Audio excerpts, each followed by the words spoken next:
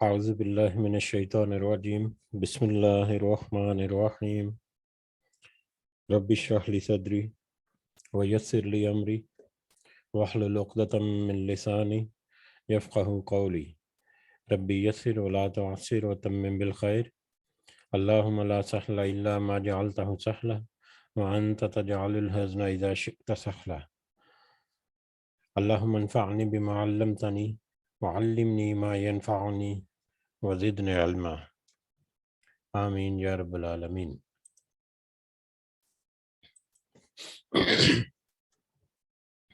آج ہم انشاءاللہ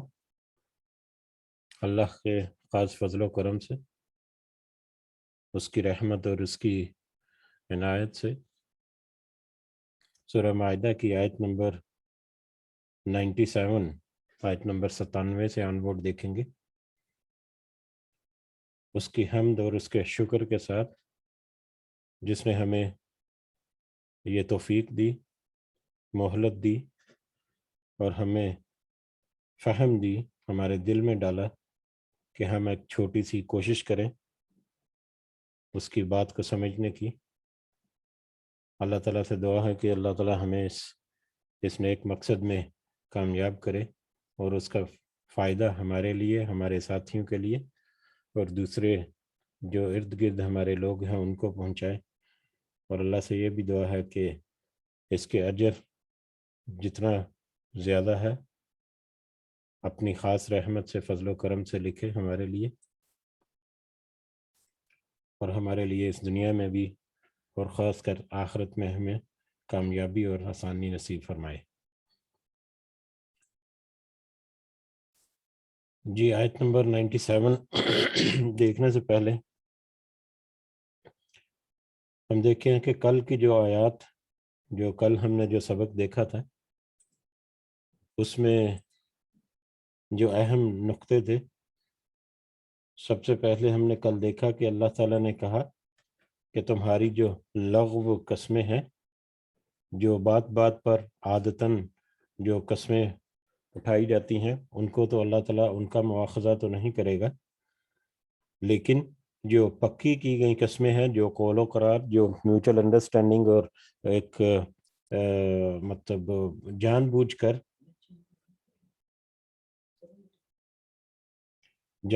کر جو انڈرسٹینڈنگ کے ساتھ قسمیں کھائی جاتی ہیں، ایک قول و قرار کے تحت، ایک پختہ وعدہ یا ایگریمنٹ یا عقد جہاں پر لکھا ہوا اس کے تحت، تو اس کا مواخذہ یا اس کی پکڑ ضرور ہوگی، اور اگر کوئی ناکام ہوتا ہے ایسی قسم کو پورا کرنے کے لیے کسی بھی وجہ سے، تو اس کو پھر کفارہ ادا کرنا ہوگا، اور کفارہ ہے اس کا 10 مسکینوں کو اوسط درجے کا کھانا کھلانا، جو عام طور پر جو قسم توڑنے والا ہے وہ عام طور پر اپنے گھر والوں کو کھلاتا ہے، یا پھر کپڑے پہنانا، اس کو کپڑے پہنانا، 10 مسکینوں کو کپڑے پہنا دینا، یا پھر گردن آزاد کرنا، غلام آزاد کرنا، یا پھر 3 دن کے روزے رکھنا، یہ اس کا کفارہ ہے۔ اور اللہ تعالیٰ نے یہ بھی کہا کہ اپنی قسمیں جو ہیں، جب قسمیں کھاؤ تو سوچ سمجھ کر کھاؤ، اور پھر ان کو قائم بھی رکھو، کیونکہ اللہ تعالیٰ جو ہے اس کی پکڑ بہت زیادہ سخت ہے۔ پھر بہت اہم آیات آئیں جس میں خمر یعنی نشے، ہر نشے والی چیز جس میں شراب اور اس کے علاوہ جوا اور بتوں کی پوجا، بت اور سٹا وغیرہ، یہ ساری چیزیں ان کو بہت واضح انداز میں پہلے مطلب تھوڑا مختلف طریقے سے کیا تھا منع، انڈیکیشنز کی کہ اس میں فائدے کم ہیں، فائدے کم اور نقصان زیادہ ہیں، لیکن یہاں پر اللہ تعالیٰ نے واضح طور پر حکم دے دیا کہ اب ان سے بچو اگر تم فلاح چاہتے ہو، کیونکہ یہ تو شیطان کے کام ہے، اور شیطان تو چاہتا ہی ہے کہ وہ تمہیں دور کر دے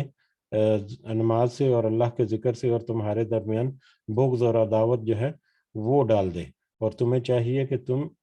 اللہ اور اس کے رسول صلی اللہ علیہ وسلم کی پیروی کرو، کیونکہ اور اگر کوئی اللہ اور اس کے رسول کی پیروی، اگر کوئی رسول کی پیروی نہیں کرتا تو اس کو یہ سمجھ لینا چاہیے کہ رسول کا کام تو صرف تم تک پیغام پہنچانا تھا، جو یقیناً انہوں نے پہنچا دیا بغیر کسی کمی بیشی کے، تو اب یہ تمہاری ذمہ داری ہے کہ تم رستہ چوز کرو کہ کس طرف تمہیں چلنا ہے۔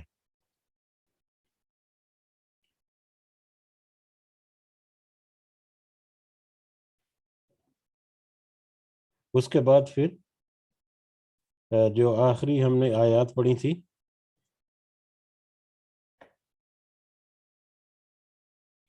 اس میں نہیں، آخری نہیں، اس سے پہلے تھا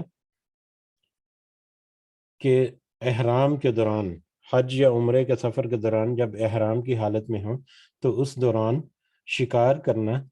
وہ جائز نہیں، اس کی اجازت نہیں، اور اگر کوئی شکار کر بیٹھے جان بوجھ کر تو اس کا کفارہ ہے، اس کے بدلے اس کے مطابق یا اس کے پائے کا کوئی چوپایا یا قربانی کا کوئی جانور جو ہے اس کو قربان کرنا یا اس کو پیش کرنا اس کا کفارہ ہے۔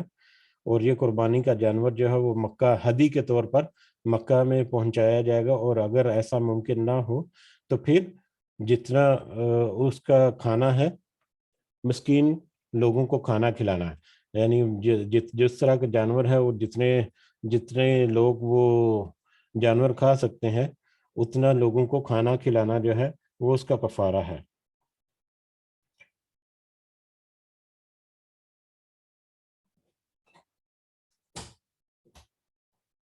اور پھر اللہ تعالیٰ نے یہ بھی بتا دیا کہ آخری آیات میں کہ جو سمندر کا جانور ہے، پانی کا جانور جو ہے وہ حلال ہے، چاہے وہ احرام کی حالت میں ہو، مراد مسافروں کے لیے بھی، لیکن جو خشکی کا جانور ہے وہ جو ہے وہ حرام ہے، اس کی اجازت نہیں ہے۔ تو تم بس اللہ سے ڈرتے رہو کیونکہ تمہیں ایک دن اسی کی طرف اکٹھے ہونا ہے۔ آج ہم آیت نمبر 97 کی طرف بڑھتے ہیں انشاءاللہ۔ اس میں بھی اگلی یہی ٹاپک چلے گا اور آگے آیات میں مختلف ٹاپک میں ملے گا انشاءاللہ۔ تو ہم دیکھتے ہیں ون بائی ون کہ ہمیں کیا ہدایت ملتی ہے یہاں سے۔ اعوذ باللہ من الشیطان الرجیم۔ جعل اللہ، بنایا ہے اللہ نے، الکعبۃ، کعبہ کو، البیت الحرام، حرمت والا گھر، کعبہ کو یا جو مسجد الحرام ہے، بیت اللہ جو ہے یہ کعبہ، اس کو اللہ نے حرمت والا ایک بہت ہی عزت والا گھر بنایا ہے، قیام للناسی، جو قائم رہنے کا باعث ہے لوگوں کے لیے، والشہر الحرام، اور حرمت والے مہینوں کو، والہدیہ، اور قربانی کو، والقلائد، اور پٹے والے جانوروں کو، یعنی اللہ نے کعبہ کو حرمت والا گھر بنایا ہے۔ حرمت ایک عظمت، ایک قابل احترام جگہ جس کا انتہائی احترام جو ہے وہ واجب ہے، اور اس کے ارد گرد بہت ساری حرمتیں ہیں، بہت سارے ایسے کام ہیں جن کو کرنے سے منع کیا گیا، اور خاص کر جو اس کی طرف سفر کرتے ہیں، اس کی طرف جو سفر کر کے پہنچتے ہیں بیت اللہ کا یا کعبہ کا طواف کرنے کے لیے، عمرہ اور زیارتیں کرنے کے لیے، عمرہ کرنے کے لیے یا حج کرنے کے لیے، تو ان کے اوپر بھی احرام کی حالت میں بہت ساری ایسی کنڈیشنز ہیں، بہت سارے ایسے حلال کام ہیں جو ان کو کرنا منع کیے گئے۔ اور اس کے علاوہ یہ بیت اللہ جو ہے، کعبہ جو ہے، اس کو اتنا عظیم بنایا ہے کہ اس کو قیام للناس، لوگوں کے قائم رہنے کے باعث، لوگوں کا قائم رہنے کا باعث مطلب یہاں پر جو زندگی ہے، جو معاشرتی زندگی ہے، اور جو یہاں پر مطلب بہت سارے اور طرح کے معاملات ہیں، وہ ایک خاص طرح کی اہمیت رکھتے ہیں، ان میں ایک خاص خصوصیات ہیں، کچھ خاص خصوصیات ہیں جو پوری دنیا میں کہیں اور نہیں پائی جاتی۔ یہاں پر حج اور عمرے کی سیزن میں جس طرح کی تجارت اور جس طرح کی چہل پہل ہوتی ہے وہ کہیں اور دیکھنے کو نہیں ملتی۔ یہاں پر اس کی وجہ سے پھر مطلب لوگوں کو روزگار کا ذریعہ اور لوگوں کے سفر کا ایک بہانہ، اور پھر اللہ سے قربت کا ایک ذریعہ جو ہے وہ یہ بنتی ہیں۔ اس طرح کے شعائر جو ہیں جو اللہ کے گھر سے یا بیت اللہ سے یا مسجد الحرام سے منسوب ہیں، اسی طرح سے بہت سارے معاملات جس میں ایک ایکسٹرا آرڈنری قسم کی ایکٹیویٹیز ہوتی ہیں جو یہاں کے جو لوگ ہیں، یہ بستی ہے یا ارد گرد کے جو رہنے والے ہیں، ان کے لیے خاص رحمت اور خاص فضل کا ذریعہ بنتی ہیں۔ اور اس کے علاوہ ہم نے دیکھا اگلی آیت میں، اسی آیت کے اگلے حصے میں، کہ شہر الحرام، حرمت والے مہینے۔ اب حرمت والے مہینے جو 4 ہیں، رجب شعبان، محرم، رجب شعبان اور ذی القعدہ، تو یہ حرمت والے مہینے۔ آج کل تو ہمیں اس کی اہمیت زیادہ نہیں محسوس ہوتی، لیکن پہلے زمانوں میں جب جنگ و جدال، آپس میں دشمنیاں بہت زیادہ تھیں، اور سفر میں قافلوں کو لوٹ لیا جاتا تھا، اور اس طرح سفر کی بہت ساری مصیبتیں جو ہیں وہ تھیں، تو ایسی صورت میں یہ 4 مہینوں کو حرمت والا کہہ دینا، جس میں جنگ و جدال اور لڑائی جھگڑا اور اس طرح کا قتل و فساد جو ہے اس کو بالکل منع کر دیا گیا تھا کسی بھی صورت میں بھی۔ تو ایسی صورت میں لوگ جو ہیں، یا اس رستے میں آنے والے جتنے قبیلے اور شہر ہیں، وہ احترام کرتے تھے، اور اگر کوئی قافلہ بڑھ رہا ہوتا یا کسی بھی قسم کا، تو اس میں ان کی مہمان نوازی ہوتی تھی، ان کے جو سامان ہے یا ان کے جو مسافر ہیں ان کی حفاظت جو ہے ان کی ذمہ داری لے لیتے تھے، یا ان کے جو جانور ان کے ساتھ ہیں ان کے اوپر حملہ نہیں کیا جاتا تھا۔ بہت سارے ایسے معاملات جو ان 4 مہینوں کے ساتھ منسوب ہوتے تھے۔ تو وہ مطلب یہ 4 مہینے ایسے اللہ تعالیٰ نے مطلب بنا دیے، جس میں پھر سفر کرنا اور سفر کی مصیبتیں جو ہیں وہ بہت آسان کر دی اللہ تعالیٰ نے۔ تو یہ بھی ایک خاص فضل و کرم تھا جو بیت اللہ سے، یا ایک یہ جو حرمت والا گھر جو ہے اسی کے ساتھ منسوب تھے۔ والہدیہ، اور ہدی کے جانور، یعنی قربانی کے جانور، جو وہ جانور جن کو قربانی کے لیے پیش کیا جا رہا ہو۔ ایک تو قربانی وہ ہے جو حج یا عمرے کے موقع پر دی جاتی ہے، جو جانور ان کو ہدی کہتے ہیں۔ اس کے علاوہ عید قربان کے موقع پر جو جانور قربان کیے جاتے ہیں، چاہے وہ بیت الحرام میں ہو، حج کے دوران حج کی جگہ پر ہو، یا دوسری جگہوں پر بھی، ان کو بھی ہدی کہا جاتا ہے۔ تو قربانی کے جانور، والقلائد، اور پٹے والے جانور جیسا ذکر ہوا کہ مسافر جو ہیں حج یا عمرہ کے لیے جب سفر کرتے ہیں تو اپنے ساتھ جو جانور وہاں پر قربان کرنے کے لیے لے کے جاتے ہیں، ان کے اوپر خاص نشانی لگا دی جاتی تھی، ان کے گلے میں پٹے ڈال کر اس میں کوئی جوتا وغیرہ لٹکا دیا یا نشانی لگا دی، جس سے پتہ چلتا تھا کہ یہ جانور جو ہیں قربانی کے جانور ہیں، جو بیت الحرام کی طرف رواں دواں ہیں قافلے کے ساتھ۔ تو پھر ان کی ایک خاص عزت اور تحریم ہوتی تھی، اور ان کو پھر شکار نہیں کیا جاتا تھا، یا ان کو ذبح وغیرہ نہیں کیا جاتا تھا۔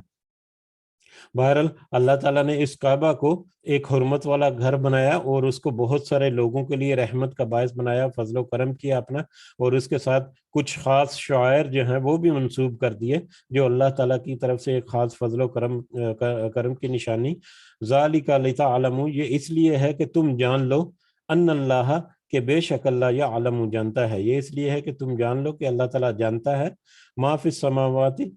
وما فی الارض، جو کچھ آسمانوں میں ہے اور جو کچھ زمین میں ہے۔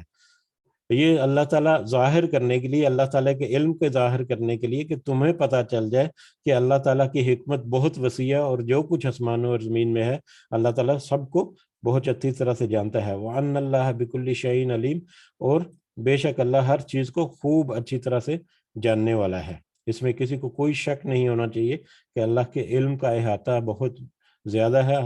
کائنات کی ہر چیز اس کے علم کے احاطے میں ہے۔ اعلموا، تم سب جان لو، جان رکھو، ان اللہ شدید العقاب، کہ بے شک اللہ سخت عذاب دینے والا ہے، وان اللہ، اور یہ کہ بے شک اللہ غفور الرحیم، بہت خوب بخشنے والا اور مہربان بھی ہے۔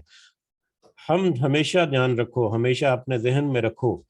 کہ اللہ نہ صرف سخت عذاب دینے والا ہے بلکہ خوب بخشنے والا اور مہربان بھی ہے۔ اللہ تعالیٰ کی یہ دونوں صفتیں جو ہے، یہ دونوں صفتیں ساتھ ساتھ چلتی ہیں۔ جو کوئی نیک عمل کرے گا اس کے لیے مہربانی اور شفقت والا معاملہ اللہ تعالیٰ فرمائے گا، اور جو کوئی گمراہی کی طرف چلے گا، ہدایت ملنے کے باوجود جو گناہوں کے راستے پر چلے گا، تو اس کے لیے یقیناً اللہ تعالیٰ سخت عذاب دینے والا بھی ہے۔ ما علی الرسول الا البلاغ، نہیں ہے رسول پر مگر پہنچا دینا۔ رسول کر صلی اللہ علیہ وسلم پر اس سے زیادہ ذمہ داری نہیں تھی کہ وہ تم تک پیغام پہنچا دے، تو انہوں نے تمہارے تک پیغام جو ہے وہ پوری طرح سے پہنچا دیا، حق کے ساتھ پہنچا دیا، اور بلکہ حجۃ الوداع کے موقع پر غالباً 1 لاکھ یا کچھ روایات میں 1,40,000 صحابہ بھی آتی ہیں، اتنی بڑی تعداد میں صحابہ جو ہیں ان سے پھر نبی کریم صلی اللہ علیہ وسلم نے گواہی لی کہ کیا تم میرے بارے میں کیا کہتے ہو؟ تو صحابہ نے کہا کہ ہم گواہی دیتے ہیں کہ آپ نے ہمیں حق کے ساتھ پیغام پہنچا دیا اور آپ نے ہمارے اوپر فضل کیا، کرم کیا۔ تو پھر اللہ تعالیٰ پھر نبی کریم صلی اللہ علیہ وسلم نے آسمان کی طرف انگلی کر کے کہا کہ یا اللہ یہ میں نے تیرا پیغام پہنچا دیا۔ 3 دفعہ نبی کریم صلی اللہ علیہ وسلم نے انگلی جو ہے وہ آسمان کی طرف اٹھا کر اللہ تعالیٰ سے کہا کہ اے اللہ تو گواہ رہ، تو گواہ رہ، تو گواہ رہ۔ تو نبی کریم صلی اللہ علیہ وسلم نے تو اپنا جو ذمہ داری تھے وہ پوری کر دی، پیغام جتنا تھا وہ پورے کا پورا پہنچا دیا۔ واللہ یعلم ما تبدون وما تکتمون، اور اب اللہ جانتا ہے جو تم ظاہر کرتے ہو اور جو تم اپنے سینوں میں چھپاتے ہو۔ اس پیغام کے ملنے کے بعد بھی جو تمہارے عمل ہیں، چاہے وہ ظاہری ہیں یا چاہے وہ پوشیدہ ہیں، تمہارے ظاہری اعمال ہیں یا تمہارے دلوں کی نیتیں ہیں، اللہ تعالیٰ سب خوب اچھی طرح سے جانتا ہے۔ کل کہہ دیجئے لا یستوی الخبیث، نہیں برابر ہو سکتے ناپاک، والطیب اور پاک۔ یہ ایک اہم آیت ہے جو بہت ہی آسان معنی رکھتی ہے، لیکن وسعت کے اعتبار سے اس کی بہت وسیع حکمت ہے اور وسیع جڑیں ہیں اس کی۔ آپ کہہ دیجئے، نبی کریم صلی اللہ علیہ وسلم سے کہا جا رہا ہے کہ آپ کہہ دیجئے کہ ناپاک اور پاک چیزیں، ناپاک اور پاک کبھی برابر نہیں ہو سکتے۔ وَلَوْ أَعْجَبَكَ، اور اگرچہ بھلی لگے آپ کو کثرت الخبیث، خبیث کی، ناپاک چیزوں کی، چاہے وہ ناپاک چیزوں کی کثرت تمہیں بھلی لگے۔ اب یہ خبیث یہاں پر جو آیا ہے ناپاک، یہ طیب اور حلال کے اپوزٹ معنی میں، یعنی طیب اور حلال، جیسا کہ ہم نے ذکر کیا کہ حلال رزق کمانے کا ذریعہ جو ہے، جو آپ کی کمائی ہے، جو چیزیں حاصل کرنے کا ذریعہ ہے، وہ بھی پاک حلال ہونا چاہیے، اور جو چیزیں کنزیوم کی جا رہی ہیں وہ پاک صاف ستھری ہونی چاہیے، وہ بھی جائز ہونی چاہیے، حرام نہیں ہونی چاہیے۔ تو یہ خبیث جو ہے یہ اس کا الٹ ہے۔ اب خبیث میں ہر طرح کی چیزیں جو ہیں شامل ہو جاتی ہیں، ظاہری طور پر کھانے پینے کی چیزیں بھی شامل ہو جاتی ہیں، اس میں خبیث ناپاک اعمال جو ہیں، گناہ کے کام جو ہیں وہ بھی شامل ہو جاتے ہیں، فضول طرح کی رسم و رواج جن سے خاص کر گناہ کا احتمال ہوتا ہے وہ بھی اس میں شامل ہو جاتی ہیں۔ تو یہ بہت وسیع معنی رکھتا ہے، اور طیب اور حلال کے اپوزٹ میں یہ استعمال ہوتا ہے کہ نبی کریم صلی اللہ علیہ وسلم سے یہاں پر کہا جا رہا ہے کہ آپ اب لوگوں سے کہہ دیجئے، واضح ہو گیا اللہ کی طرف سے، لوگوں سے کہہ دیجئے کہ ناپاک جتنی بھی چیزیں ہیں، چاہے وہ کھانے پینے کی ہیں، چاہے وہ رسم و رواج ہیں، چاہے وہ اور طرح کے جتنے معاملات ہیں، چاہے مال و دولت ہے، جتنا بھی ناپاک حرام طریقے سے کمائی گئی، حرام کام کیے گئے، حرام طرح کے معاملات جتنے بھی کیے گئے، ناپاک نجس جو ہیں، وہ سب کے سب کبھی برابر نہیں ہو سکتے کسی بھی پاک چیز کے، کسی بھی طیب اور حلال چیز کے، حلال کمائی کے، حلال مال و دولت کے، حلال اعمال کے۔ وَلَوْ أَعْجَبَكَ کثرت الخبیث، اگرچہ تمہیں بھلی لگے کثرت ناپاک چیزوں کی کثرت، مال و دولت جو ہے وہ بہت زیادہ تعداد میں، بہت زیادہ مقدار میں مال و دولت جمع کیا ہوا، اگر وہ خدا نہ خواستہ حرام طریقے سے کمایا گیا ہے تو وہ یقیناً وہ ایک برا اور نجس ہے، وہ حرام ہی ہے۔ اس کو اوپر جتنے مرضی آپ کلمے پڑھتے رہیں، اور اس کے اوپر جتنے مرضی آپ مطلب قرآن ختم کرنے اور پتہ نہیں کس طرح کے معاملات، اور بہرحال جس طرح بھی کر لیں وہ ناپاک ہی رہے گا۔ ایک انگلش میں اسٹیٹمنٹ اکثر دی جاتی ہے کہ اینڈ جسٹیفائز مین، جس کا ترجمہ یہ بنتا ہے کہ جو منزل ہے، وہ منزل اگر کسی کو مل گئی تو جس بھی طرح سے وہ مطلب منزل پر پہنچا وہ سارا کچھ جسٹیفائی ہو سکتا ہے. یعنی اگر کسی نے دولت بہت زیادہ کما لی تو اب اس کے پاس عیش و عشرت ہے, اب اس کو یہ نہیں پوچھنا چاہیے کہ اس نے وہ دولت کیسے کمائی, کس طرح سے کمائی. لیکن ہمارے یہ اللہ کے ہاں یہ معاملہ جو ہے یہ الٹ ہے. اللہ تعالیٰ وہ ضرور کاؤنٹ کرتا ہے کہ جی کس طریقے سے وہ دولت کمائی گئی, کس طریقے سے انسان جو ہے وہ اپنی زندگی بسر کرتا ہے. انسان اپنی زندگی بسر کر کے وہ اپنی زندگی کے آخری مقام تک پہنچ رہا ہے, تو کس کس راستے سے وہ پہنچا ہے یہاں پر, وہ یقیناً ایک ویلیو رکھتی ہیں اللہ کے ہاں, اس کی ایک خاص اہمیت ہے, اور یقیناً اس اہمیت کے پیش نظر وہ اپنے فیصلے جو ہے وہ کرے گا اور حق اور انصاف کے ساتھ فیصلے کرے گا. اور جب انصاف کا دن قائم ہوگا تو اس میں پھر سارا کچھ ہمارے سامنے آ جائے گا. فاتقوا اللہ, تو پھر ایسی صورت میں فاتقوا اللہ, اللہ سے ڈرتے رہو. تمہیں چاہیے کہ تم اللہ سے ڈرتے رہو. یا اولی الالباب, اے عقل والو, اگر تم عقل رکھتے ہو تو اللہ سے ڈرتے رہو. لعلکم تفلحون, تاکہ تم فلاح پا سکو, تاکہ تم فلاح پا جاؤ. یا ایھا الذین آمنوا, اے وہ لوگوں جو ایمان لائے ہو, اے ایمان والو, لا تسألوا عن اشیاء, مت تم پوچھو ایسی چیزوں کے بارے میں, ان تبدا, کہ وہ اگر ظاہر کر دی جائے, لکم تمہارے لیے, تسؤکم بری لگیں گی تمہیں, اگر وہ تمہارے لیے ظاہر کر دی جائیں تو وہ تمہیں بری لگیں گی. اے ایمان والو, مت تم پوچھو ایسی چیزوں کے بارے میں کہ اگر ان کو ظاہر کر دیا جائے تو تمہیں وہ بری لگیں گی, تمہارے لیے وہ مشکل ہوں گی, گراں ہوں گی. یہ نبی کریم صلی اللہ علیہ وسلم سے ہے کہ ان سے, اے ایمان والو, ان سے ایسی باتیں مت پوچھو کرید کر, یا مطلب جسٹیفائی کرنے کے لیے یا کسی بھی وجہ سے ایسی باتیں مت پوچھو جن کو اگر ظاہر کر دیا جائے تو وہ تمہارے لیے آزمائش بن جائیں گی. اب یہاں پر کیا ہے, بہت ساری باتیں جو ہے نبی کریم صلی اللہ علیہ وسلم سے لوگ پوچھتے تھے, صحابہ کرام بھی اور دوسرے جو مطلب قبیلے کے لوگ اور جتنے بھی تھے وہ مختلف طرح کے سوال کرتے تھے. اب ان میں سوال جو ہیں کچھ بعض دفعہ سوال جو ہیں وہ کسی چیز کی ایکسپلینیشن کے لیے ہوتے تھے, کسی چیز کی فردر ایکسپلینیشن کے لیے, تو وہ ایکسپلینیشن نبی کریم صلی اللہ علیہ وسلم کی احادیث سے ہمیں مل جاتی ہے, اور کبھی کبھی تو وہ قرآن مجید میں بھی اس کی ایکسپلینیشن بعد میں نازل ہو جاتی ہے. اسی آیت میں اگلے حصے میں ہم دیکھیں گے کہ مزید کیوں کہا کہ قرآن مجید میں بھی نازل ہو جاتی ہے. مثال کے طور پر جب شراب کی حرمت کا حکم آیا تو پہلے جو حکم آیا سورہ بقرہ میں, اس میں تھا کہ شراب اور جوا جو ہے اس سے باز رہو کیونکہ اس میں فائدے کم اور نقصان زیادہ ہیں. تو کچھ صحابہ جو ہیں, جید صحابہ, وہ کہتے تھے کہ اس کو مزید واضح کریں, یہ مطلب ان کی تسلی نہیں ہوتی تھی. اسی طرح سے جو ترکہ جو ہے وراثت کے معاملات جو ہیں ان کی جب آیات آئی تھیں قرآن مجید میں, تو اس میں کچھ پوائنٹ جو ہیں ان میں پھر صحابہ کرام جو ہے مزید وضاحت جو ہے طلب کرتے تھے. مثال کے طور پر کلالہ کے بارے میں, کلالہ وہ ایسی میت یا ایسا شخص, عورت یا مرد جو وفات پا جائے جس کی نہ ہی اولاد ہو اور نہ ہی اس کے ماں باپ ہوں, تو ان کی وراثت جو ہے وہ کیسے تقسیم ہوگی. تو صحابہ کرام جو ہے وہ سوال اس کے بارے میں پوچھتے تھے. تو پھر ہم نے دیکھا کہ سورہ آل عمران کی آخری آیت میں پھر کلالہ کے بارے میں مزید وضاحت جو ہے وہ ہمیں مل گئی. تو اس طرح سے بہت سارے معاملات, لیکن یہ معاملات ایک تو یہ تھے کہ کچھ سوالات پوچھتے تھے کہ مزید واضح ہونے کے لیے, حکم کو واضح کرنے کے لیے, لیکن بعض دفعہ کچھ ایسے سوالات بھی نبی کریم صلی اللہ علیہ وسلم سے پوچھتے تھے کہ جن کو اگر جو ان کو مشکل میں ڈالنے کے مترادف ہوتے تھے. جیسے کہ ایک مثال کوٹ کی جاتی ہے کہ نبی کریم صلی اللہ علیہ وسلم نے جب حج کی فرضیت کے بارے میں حکم آیا کہ حج کو فرض کر دیا گیا ہے تم پر, تو کچھ لوگوں نے آپ صلی اللہ علیہ وسلم سے پوچھا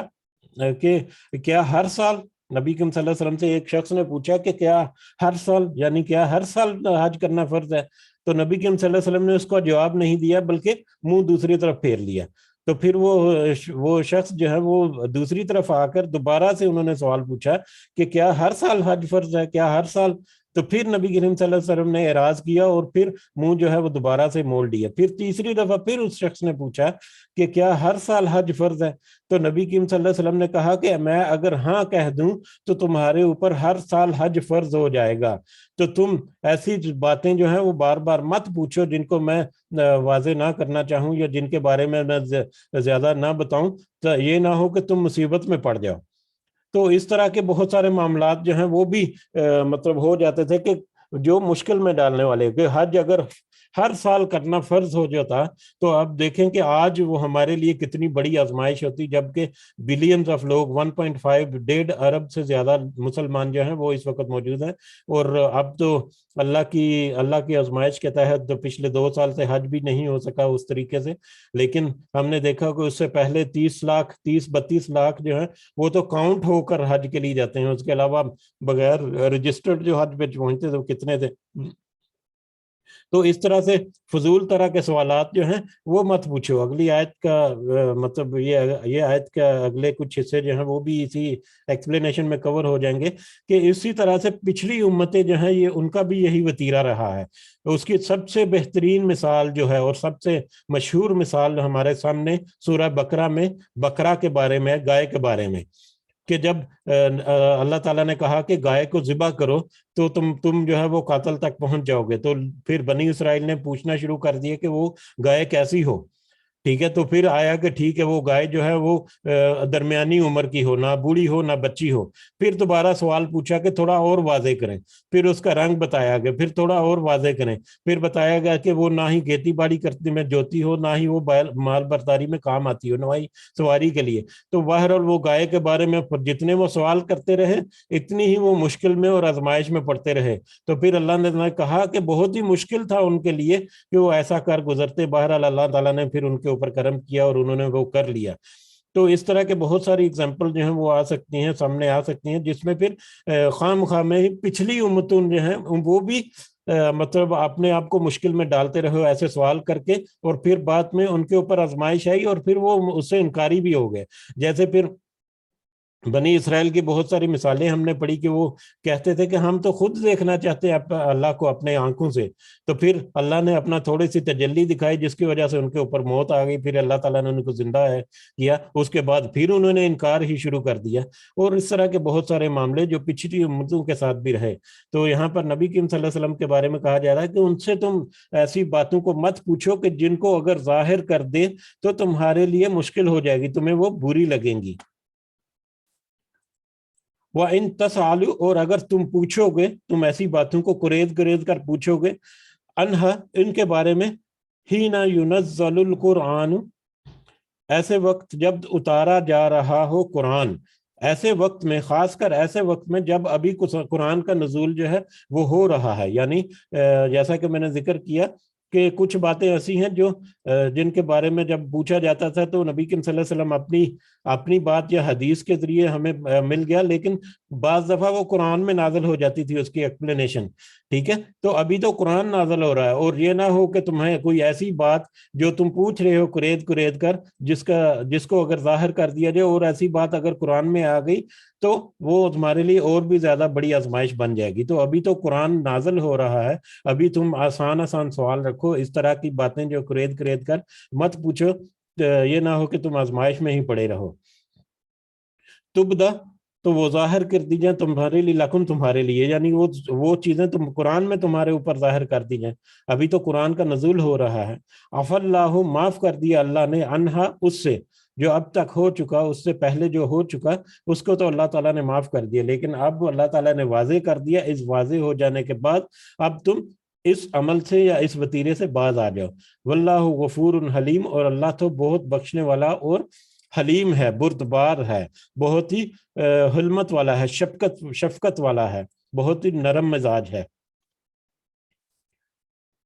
قد سالہ, یقیناً سوال کیا ان کا, قوم, ایک قوم نے, من قبلکم, تم سے پہلے. اب تم سے پہلے جو قوم ہے ان میں سے بھی کچھ لوگوں نے سوال کیا اس سے پہلے.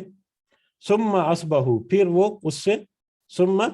اسبہو پھر وہ ہو گئے اس سے، بہا ان کا، کافرین انکار کرنے والے، پھر وہ ان کا انکار کرنے والے ہو گئے. جیسا کہ ذکر ہوا کہ پچھلی قومیں جو ہیں وہ بھی کچھ نہ کچھ ایسے سوالات کرتی تھی، اور جب ان کے اوپر عمل کرنا مشکل ہوتا یا اپنے نفس کے ہاتھوں مجبور ہو کر گمراہی میں پڑتے ہوئے وہ ان کا پھر انکار بھی کر دیتے. تو اللہ تعالیٰ نے کہا کہ تم سے پہلے بھی قومیں جو ہیں وہ بھی ایسے سوال کرتی تھی اور بعد میں وہ اس کا انکار کرنے والے بن جاتے تھے. ما جعل اللہ، نہیں بنایا اللہ نے، من بحیرتن، بحیرہ کو، ولا صائبتن، اور نہ ہی صائبہ کو، ولا وسیلتن، اور نہ ہی وسیلہ کو، ولا حامن، اور نہ ہی حام کو،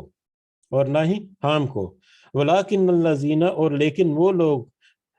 جو کفر، جنہوں نے کفر کیا، لیکن وہ لوگ جو جنہوں نے کفر کیا، یفترون علی اللہ کذبا، جھوٹ باندھتے ہیں اللہ پر جھوٹ باندھتے ہیں. اب یہاں پر 4 چیزوں کا ذکر ہوا. یہ اللہ تعالیٰ کہہ رہے ہیں کہ یہ میں نے ان کو نہیں بنایا، یعنی میرا ان بابت یا اس بابت تمہارے لیے کوئی حکم نہیں، میں نے تو کوئی ایسا حکم نہیں دیا، اللہ نے کوئی ایسا حکم نہیں دیا ان 4 چیزوں کے بارے میں. وہ 4 چیزیں کیا ہے؟ من بحیرتن، بحیرہ کو. بحیرہ، اب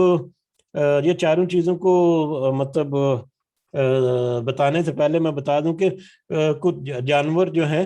بتوں کے پجاری، جو مشرک لوگ تھے جو بتوں کی پوجا کرتے تھے یا بتوں کے جو نسبت دوسری کچھ ایسی چیزوں کی پوجا کرتے تھے، تو وہ مختلف طرح کے وہ جانوروں کو اپنے بتوں کے نام پر آزاد کر دیتے یا جانوروں کو ان بتوں کے لیے وقف کر دیتے تھے، جس کا پھر استعمال کرنا چاہے وہ گوشت کی شکل میں ہو، چاہے دودھ کی شکل میں ہو، چاہے وہ سواری کی شکل میں ہو، وہ جائز نہیں سمجھتے تھے. اور وہ یہ ایسے عقیدے انہوں نے گھڑے ہوئے تھے جو کہ اللہ کی طرف سے منسوب کرتے تھے، اور بہت سارے اس طرح کے معاملات. تو اس کی یہاں پر وضاحت ہو رہی ہے کہ اللہ تعالیٰ نے تو ایسے کوئی حکم نہیں دی، اللہ تعالیٰ نے ایسا کچھ بھی نہیں بنایا. من بحیرتن، بحیرہ. اب بحیرہ کیا ہے؟ ایسا جانور، ایسا مادہ جانور جو دودھ دینے والا، جس کا دودھ جو ہے وہ بتوں کے نام سے منسوب یا بتوں کے لیے وقف کر دیا ہو، جس کا دودھ دونا چھوڑ کر اس کو بتوں کے لیے آزاد کر دیا ہو، یا تو اس کے دودھ کو استعمال نہیں کرنا، اس کو آزاد کر دینا ہے کہ اب اس کا دودھ جو ہے وہ بتوں کے لیے، یا اس کے دودھ کو دھو کر بتوں کے لیے نذرانے پیش کرنا ہے. ٹھیک ہے، تو ایسے جانور جس کے دودھ کو بتوں کے لیے مختص کر دینا یا مختص کر دیتے تھے. ولا صائبتن، اور ایسے جانور جن کو بتوں کے نام پہ آزاد کر دیتے تھے، بتوں کے نام وقف کر کے اس کے اوپر کوئی نشانی، اس کے کان وغیرہ کاٹ کر یا اس کی اور مختلف طرح کی نشانیاں لگا کر ان کو آزاد کر دیتے تھے، اور جو دیکھتا تھا ان کو پتہ چل جاتا تھا کہ یہ کسی بت کے نام پر وقف ہے، تو اس کو وہ استعمال نہیں کرتے تھے. تیسرا ہے ولا وسیلتن، اور نہ ہی وسیلہ. وسیلہ ایسی اونٹنی کو کہتے ہیں، یا ایسا مادہ جانور جو اونٹنی ہے، مادہ اونٹنی جو مسلسل مادہ بچوں کو جنم دیتی تھی. اس میں ایک یہ بھی ہے کہ جس کا پہلا جو بچہ ہے وہ مادہ ہوا، اور دوسرا بچہ جو ہے وہ بھی مادہ ہوا، یعنی پہلی بھی اونٹنی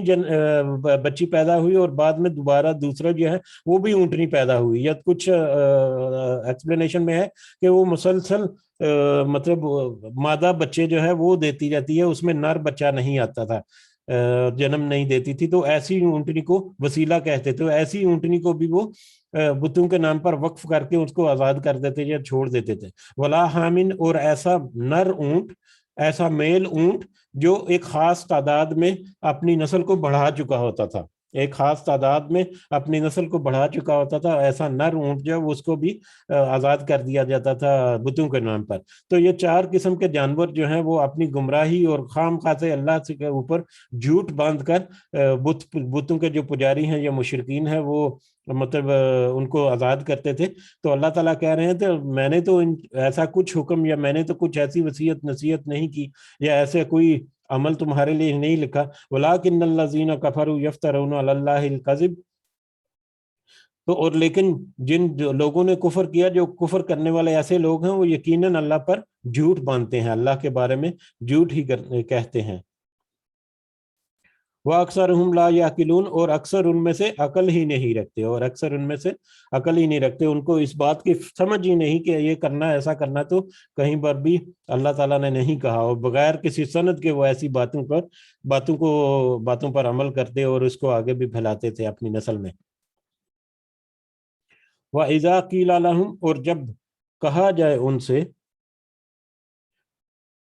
وَإِذَا قِيلَ لَهُمْ، اور جب کہا جائے ان سے، تَعَالَوْا، تم سب آ جاؤ، اِلَىٰ مَا أَنزَلَ اللَّهُ، اللہ کی طرف جو اس نے اس کی طرف جو اللہ نے اتارا، یہ بھی ایک اہم آیت ہے جو ظاہری الفاظ کے لحاظ سے تو پچھلی امتوں کے بارے میں ہے، لیکن ہم نے یہ بہت دفعہ ذکر کیا، اور پچھلی مجلس میں ایک حدیث بھی ہم نے کوٹ کی جس سے ہمیں اندازہ ہوتا ہے کہ یہ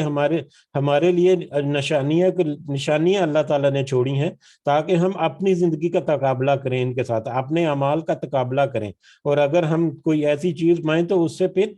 پرہیز کرنے کی بھی کوشش کریں۔ تو انہی میں سے یہ ایک انتہائی اہم موقع ہے جس میں کیا ہے،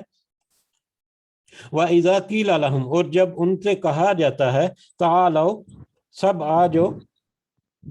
إِلَىٰ مَا أَنزَلَ اللَّهُ، اس کی طرف جو اتارا ہے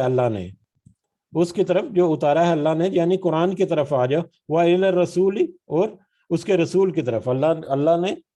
اور اس کے رسول کی طرف جو اتارا گیا اس کی طرف آ جائے تو قالو، وہ سب کہتے ہیں، کیا کہتے ہیں، حسبنا، کافی ہے ہمیں، ما وجدنا، وہی جو پایا ہم نے، علیہ، اس پر، آبائنا، اپنے باپ دادا کو۔ جب ان کو اللہ اور اس کے رسول کی طرف بلایا جاتا ہے تو وہ کہتے ہیں کہ ہمارے لیے وہی کافی ہے جو جس پر ہم نے اپنے باپ دادا کو پایا، یعنی ہم نے اپنے باپ دادا سے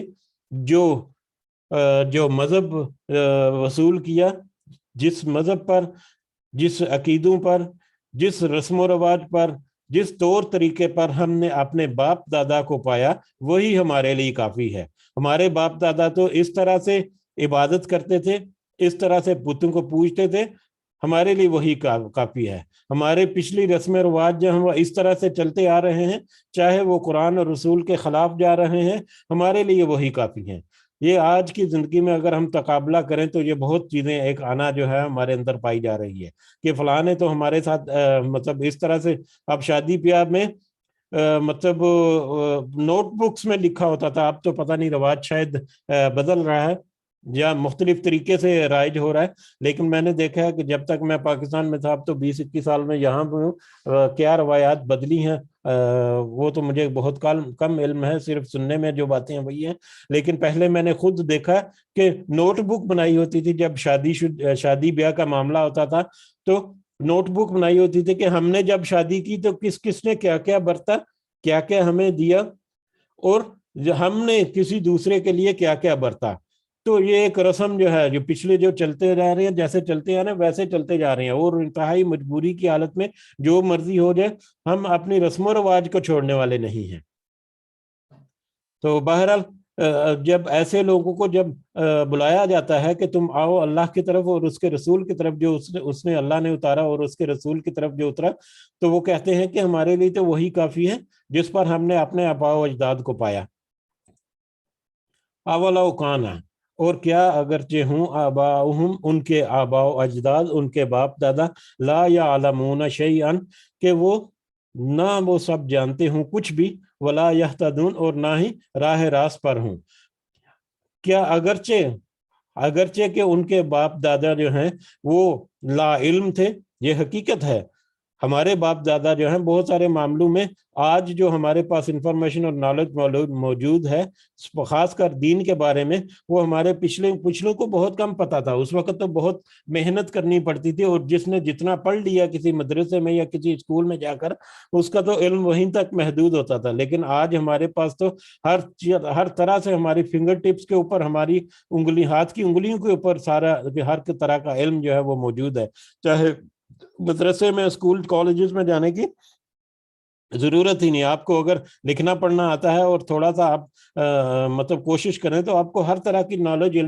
علم جو ہے وہ مل جائے گا۔ فتوے پڑے ہوئے ہیں، کتابیں بھری پڑی ہوئی ہیں، سارا کچھ پڑا ہوا ہے، لیکن اس سے پہلے جو آباء و اجداد تھے ہمارے، ہو سکتا ہے کہ ان کے پاس علم نہ ہو، صحیح طرح سے وہ جانتے نہ ہوں، اور یہ بھی ہو سکتا ہے کہ نہ وہ راہ راست پر ہوں، نہ وہ سب راہ راست پر ہوں، یعنی وہ بھٹکے ہوئے ہوں، اور ان کو علم ہونے کے باوجود وہ گمراہی میں ہوں، اور گمراہی میں انہوں نے ایسے طور طریقے ایجاد کر لیے، ایسے مذہب ایجاد کر لیے، یا ایسے رسم و رواج ایجاد کر لیے جو آج ہم ان کو لے کر چلتے ہیں، اپنے اپنے سارا علم اور ساری حقیقت جو ہے حق کو واضح ہو جانے کے باوجود۔ تو اس طرح سے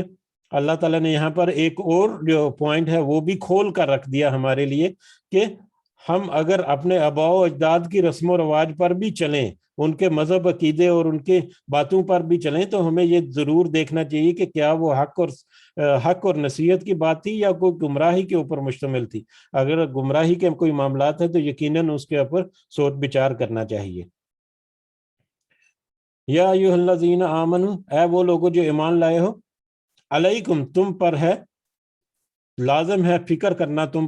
پر ہے، انفسکم اپنے نفسوں کی، تم پر اپنے نفسوں کی فکر کرنا ہے، اے ایمان والو تم پر اپنے نفسوں کی فکر کرنا ہے، یعنی تمہارے اوپر یہ ضروری ہے کہ تم اپنے آپ کو دیکھو، اپنے اعمال کو درست کرو، اپنی راہ کو، اپنا تقیہ جو ہے اس کو درست رکھو۔ لا یضرکم،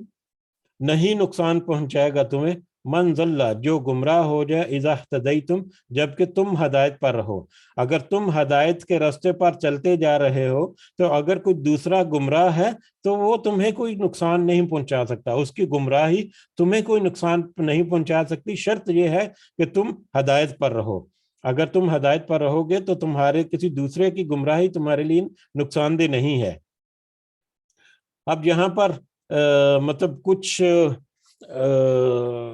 غلط فہمی بھی ہو گئی، نہ صرف آج کے دور میں بلکہ آج کے دور میں تو الحمدللہ بہت واضح ہو گیا، بہت ساری علماء کی تفاسیر تھے، لیکن صحابہ کے دور میں اس آیت کو غلط فہمی کے طور پر یا غلط فہمی ہو گئی کہ ان کو اس کو ایسا سمجھا گیا کہ ہر ایک کو اپنے نفس کا فکر کرنا ضروری ہے، دوسرا چاہے جو مرضی کرتا جائے، بس اپنے آپ کو راہ راست پر رکھو اور اپنی ہدایت پر، اپنے آپ کو ہدایت پر قائم رکھو، تو بس ہمارا تو یہی ہے، ہماری پکڑ یہی ہے کہ ہم نے اپنے نفس کے بارے میں کتنا صحیح رکھا اور کتنا غلط رکھا، کسی دوسرے کے بارے میں پکڑ نہیں ہوگی۔ جب اس کا مطلب یہ ہے کہ نہیں امر بالمعروف اور نہیں عن المنکر جو ہے، یعنی نیکی کا حکم کرو اور برائی سے منع کرو، اس کی تو نفی ہو گئی یہاں پر۔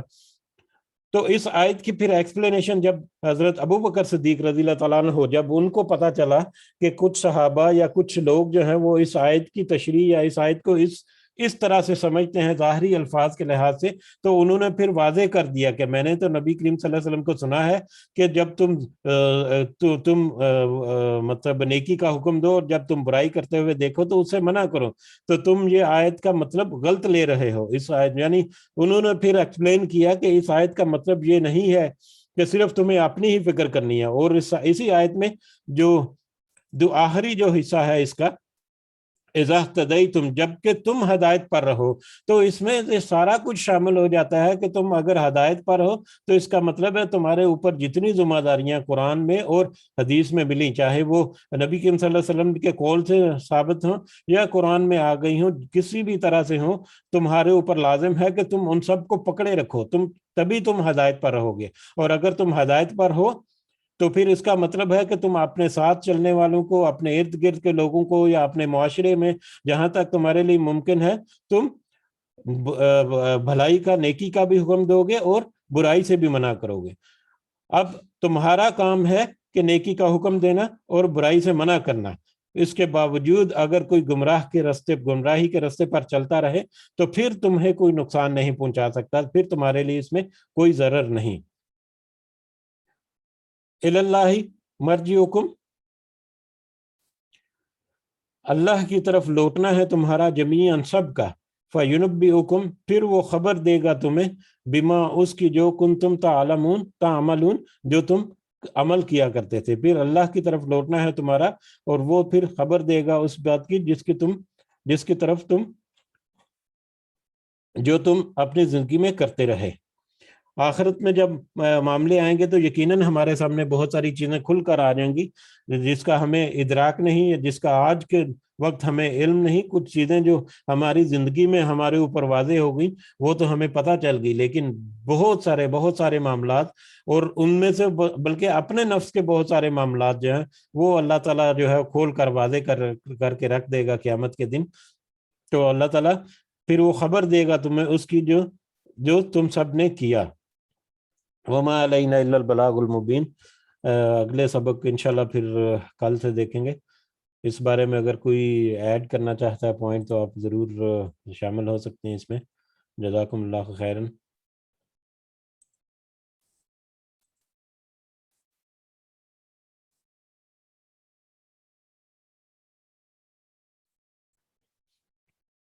جی تو وقت بھی کافی اوپر ہو چکا ہے، اور